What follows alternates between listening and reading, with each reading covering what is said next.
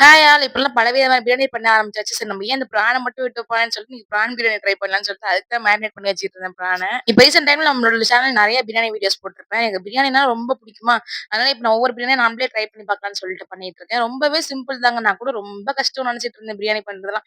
ஆனா இப்ப நானே அவ்ளோ அசால்ட்டா பண்ண ஆரம்பிச்சுட்டேன் பிரியாணி. அதுவும் நெறைய பேர் நம்ம வீட்ல இருந்தோம்னா நெறைய குவான்டிட்டி பண்ணா கொஞ்சம் கஷ்டமா இருக்கும். நம்ம 2 பேர் தானே அப்படிங்கும்போது ஈஸியாவே பண்ணிக்கலாமா.